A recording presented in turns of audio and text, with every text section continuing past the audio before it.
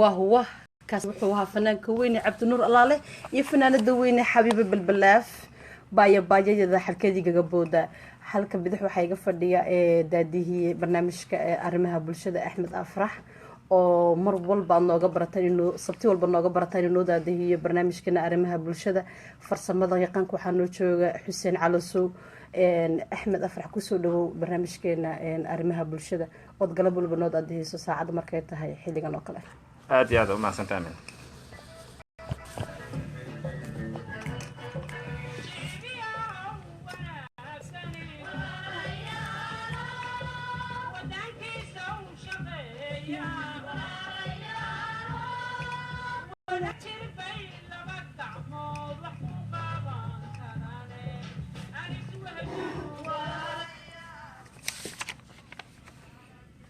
السلام عليكم ورحمة الله وبركاته dhegeystayaal kulanti wanaagsan oo wacan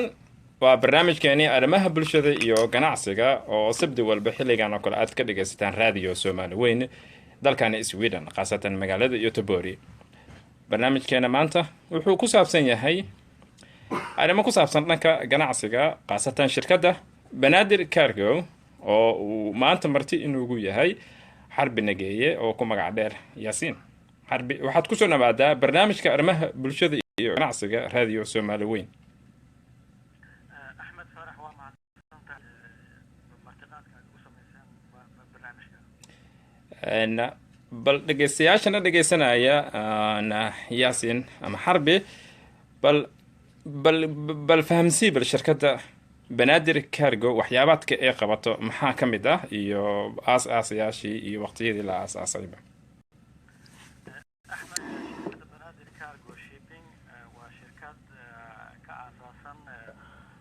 xarunteedu ay tahay magaalada Göteborg waxaan aan asaasnay 8 bilood ka hor waxaan ku leenahay xafiis Stockholm oo noo joogo mas'uul shirkadda waxyaalaha ay qabato waxa ugu muhiimsan waa in maaragtay dadka Soomaaliyeed ee jooga wadankan Sweden iyo Scandinavia oo dhan ay u suurtageliso haddii ay rabaan inay wadankan ay ka dhoofsadaan alaab nooc kasto oo aan mamnuuc ka ahayn wadankan in laga dhoofiyo inaan awood u leenahay inaan u geyno wadanka Soomaaliya khaasatan Berbera iyo Muqdisho inkastoo aan awood u leh waxaan kaloo aan awood u leenahay in aan alaabta geyno Afrikoodan iyo khaliijkana waa suurtagal waan gartay waqti dheer waa shaqeynaysan ayaan filaa Xarbi bal ka waran meelaha goobaha aad ka geyseen Soomaaliya ma Muqdisho aad u badan tihiin mise Soomaaliya idil meelaha furdooyinka lah ayaad geysaan hawsha weyn waxay ka socotaa Muqdisho waxa ku soo xiga Berbera maaragtay labadaas magaalo ayay maaragtay dadka anaga kasamka noo ah ee alaabtooda ay rabaan in loo geeyo waa gartay ma isbuuci mis isbuuciyo ayaad wax ku rartaan mise bila wax ku rartaan dibandiga intuu gaarsiisan yahay dalabaadka idan kaga imaanaya Soomaaliya dalabaadka dadka Sweden jooga badanaa waxay ku xiran tahay waa dhowr nooc dadka dalabaadkooda dad ayaa waxay u baahan yihiin in alaab yariis loo qaado markii alaab yariis ay tahay waxaan ka wadaa مثلا ii sheeg مثلا qof baa ku dhahaya ii qaad jawaan alaab baa ku jira qof baa ku dhahaya sariir ii qaad qof baa ku dhahaya television ii qaad marka alaabaha saas u yar yihiin waxaan sameynaa inaan terminaalka ay shirkadda leedahay ayaan ku aruurinaa markaan aragna marka in container ay buuxi karaan ayaan dhahnaa marka ay sheegay alaab markaas ayaan qaadinaa dadka waxaa kaloo jira dad ganacsato ah oo Soomaaliyeed oo iyaga diyaar markay alaabtooda ay diyaar u noqoto yiraahda container meeshaas ha noola soo dhigo containerka baa meeshaas loo geeyaa alaabtooda bay ku rartaan waxaa laga yaabaa inay tahay shirkadda alaabta ay ka gateen ay sheegay horta meesha ku taalay in containerka loo geeyo amaba in maqaasiinna iyaga nafirkooda ay leeyihiin marka maqaasiinkooda hortooda usoo dhignaa containerka loo soo dhigaa alaabtooda bay ku gurtaan kadibna waa u qaadnaa intee idinku qaadanaysaa marka in hal container aa qaadaan mise ganacsato weyn Soomaali ayaa inta joogto kala ma in waqti intee la ag ay idinku qaadanaysaa in halka container containerka badana sheeg waxaa laga yaabaa markuu yaryari tafaariiq ay tahay inay qaadato bil ilaa 2 bilood haddii laakiin dadka ganacsatada badana waxaa laga yaabaa bishii bilood in 2 qof ilaa 3 qof ay guurso ay ku yiraahdeen ay container level noo sadiq si aan alaabteen u rarano marka taas waa ka saalanay marka annaga mar walba waxaan diyaarnahay sitimaan kasta gudahood waa awoodnaa inaan helno markab u socda muqdisho ama berbera sitimaan kasta gudihiisa waa gartay marka haddii aan gartay marka inta biloodood aad hal container ku qaadaysaan marka ma tahay qiimaha aad dadka ugu qaadaysaan wixii ay awoodaan waxaan isku daynaa mar kasto inaan dadka aan dhaqaalayno waayo waxaan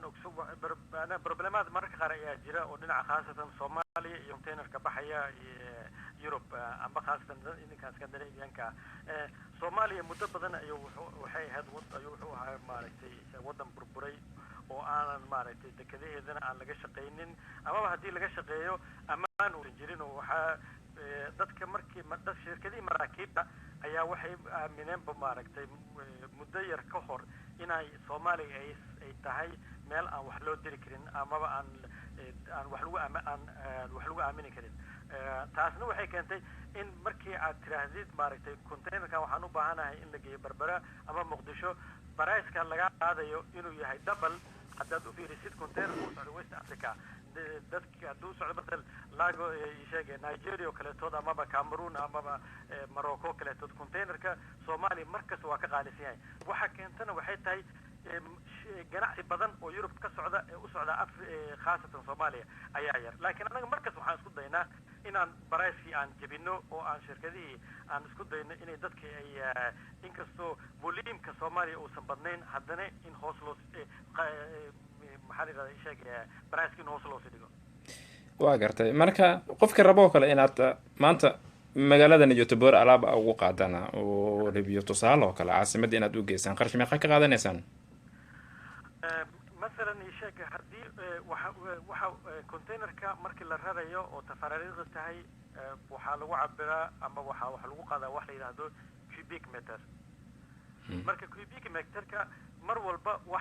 وح وفارسية مع لكن قفكو وحكو حسابيا مارتي لبكون إلا يسدح كون مارتي أوكران وإنه كو حساب تمام لبكون يسدح كون أوكران أو أنتو دحيسة مارتي أنتو دحيسة ها waa gartay marka maxaa inta badan maxaa geysaan xamar ama Soomaaliya tusaale dadka Soomaalida anaga yiraahdo alaabta waxaan alaabaan u baahanahay inaan Muqdisho noo geysaan ama berbera alaabtooda waxa u badan kuuday baa jirta ama dharka mustacmalka dad baa jawaano badan ku Soomaaliya u qaata alaabta dhismaha dad baa maaragtay iyana sheeg loo qaadaa daawooyin dad waxaa jira Soomaali oo wadankan oo ganacsata ah oo ka qaado daawooyin quality leh inta ka qaadaan Soomaaliya geeya waxaa kaloo jira maaragtay dad sheegay aan alaab u qaadno maaragtay alaabaha oo loo isticmaalo restaurantiyaasha oo cusub xataa macna maaragtay maahan wax oo mustaqbala maaha maaragtay dad baa raba inay furtaan maqaayado baarar maaragtay marka alaabtiiba inta ka qaataan oo high quality ay og yihiin alaabtii waana yaqaanin waxaa laga yaabaa inay naftirkooda iyaga ka shaqeynayeen maaragtay sheegay hoteelo amaba maqaayado markaana waxay ogyihiin inay quality ay tahay alaabtan oo muddo badan maaragtay isticmaalkooda aysan ka walwaleyn ama ka halowdaan haddii la barbar dhigo alaabta ka imaanaysa khaliijka amaba China waa gartay marka lacagta aad sheegtay 20,000 ilaa iyo 30,000 oo koron aad ku qaadaan alaabta cargogaas tusaale kale berbera geyseen marka ma waxay ku jirtaa marka degada berbera bes aad alaabtii aad ku daadinaysaan qofka ku qaadana marka ilaa iyo baraaska intuu ku egyahay qofka ganacsatada ah haddii uu yiraahdo containerka aniga hadlay soo dhiga meel hebel anaa raranaya annaga waxaan ka qaadaynaa kaliya transportigii oo jidka waxaan ka wadaa marka adresskii aan alaabta ka qaadnay ilaa iyo destinationkii loo waday hadduu yahay Muqdisho ama hadduu berbera yahay markuu berbera tagiyo qofka hadduu ganacsada yahay asiga ayaa inta dhiman dhamaystiranaya waxaan ka wadaa ii sheeg مثلا dekadii qarashka ku baxayay tii wasaaradda maaliyadda canshuuraadkii qofka asaataas dhamaysanaya annaga laakiin haddii ay tahay alaabta faraariiqa oo dad alaab isku darsadan ay tahay baraaska annaga aan ka qaadno haddii aan kuibiga ka qaadno 2,000 amaba sheeg 3,000 macnaha baraaskanu mar walba ma ahan baraas oo fix ah waxa keenayaan inuusan joogto ahayn waxaa waaye batroolka baa isbedelaya doolarka baa isbedelaya marka shirkadii maraakiibta qarash baraaskooda mar walba wuxuu la socdaa doolarka iyo shidaalka marka lacagta aan ka qaadno dadka tafaariiqda ah waxaa ku jira transportigi hadday yotobor aan ka qaado jawaankaas ilaa muqdisho ama muqdisho kale markaan geyno waan ka soo saarnaa dekada waxaan keenaa bakhaar ku yaala ama bakaaraha amaba xamarweyne amaba suuqacaad dadka qofka yaqaano markaan qofka u keena banaanka ayaa qofkii la wacaya waxaa leeyahay alaabtaas baa jawaankaas baa ku yaala ama television baa ku yaala ama wax alaabtaas baa ku taala ee maqaasiin hebel ka doono qofkaasaa dooranaya waa gartay tusaale kale hal qofka u baahan oo kale hal boorso inaad u qaadaan ma inta waqti la eego ku qaad halkaas qofkaas oo kale ma qaabilaysaan waa qaabilaynaa boorso waa qaabilaynaa haddii qofku noo keeno wax 20 kiilo xataa waa qaabilaynaa marka sida muuqato marka jumla iyo tafaariiqba idinka waa qaabilsantiin oo waa qaadaysaan labadaba waa gartay marka 30 kun oo koron 20 kun ilaa 30 kun oo koron waa destination shipmentigi oo Yotobori ilaa Muqdisho intaas waay sooma mana 30 kun markaan ka hadlayno waa container baa maaragtay ayaa qofku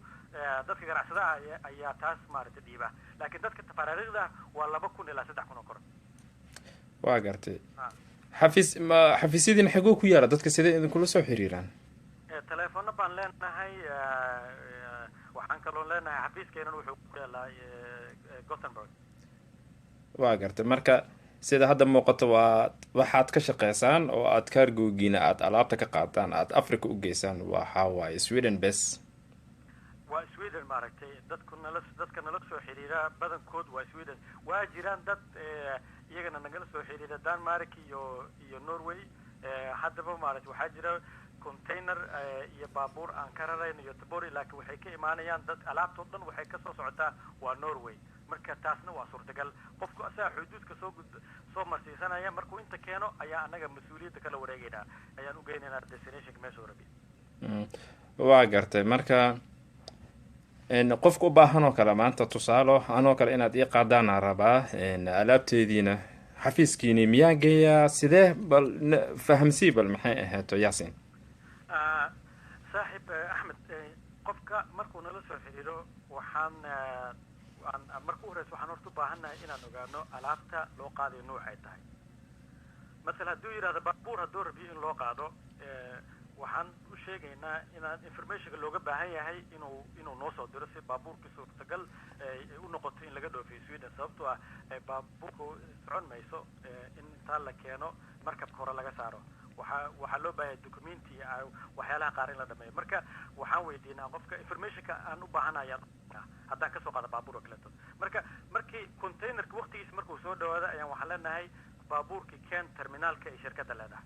markuu terminaalka keenyo kadib annaga kala wareegayna baabuurka waxaa kaloo soo haray alaabta tafaariiqda markay tahay oo kaleetood amaba jawaan amaba television ama boorso kaleetood iyadana waa sidoo kaleetood marka aan ognahay qofka markuu nala soo xiriiro aan ka qaadano macluumaadka alaabtii aan loo baahnaa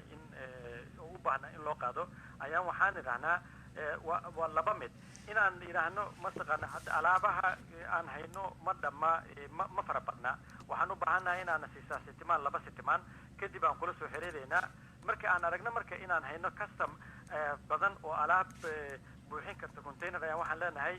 2 sitimaan gudahood qof walba alaabtii uu rabay in loo qaado inuu keeyo terminaalka shaqaale baa jooga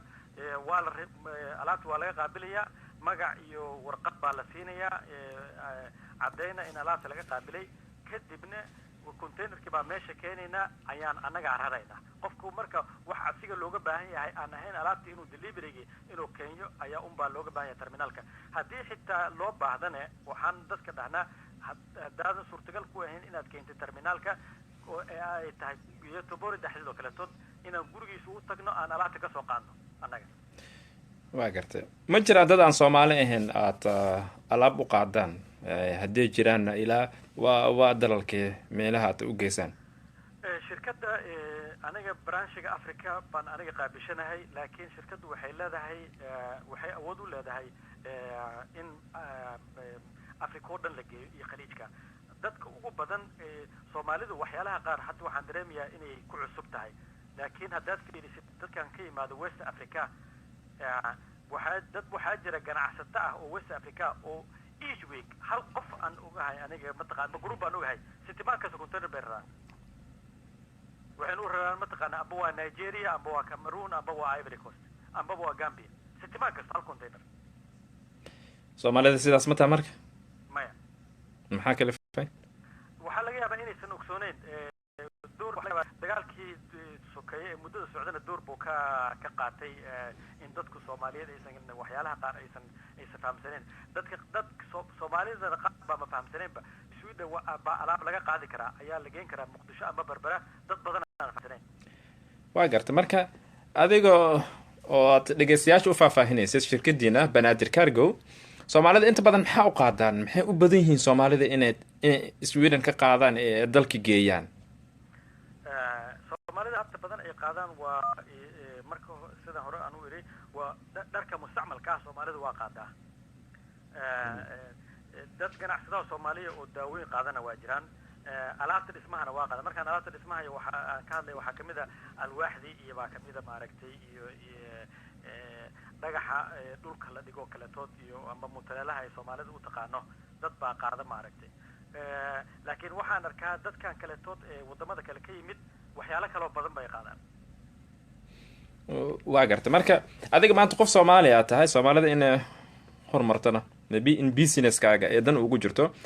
marka waxyaabaad ee ka hurdaan Soomaalida ma jirtaa ee ahayd in dalkii ay ugu faa'iideeyaan ama ganacsigooda nafsad ahaantooda ay ugu faa'iideeyaan oo inta ka ganacsadaan oo Soomaaliya ku xiran ee geeyaan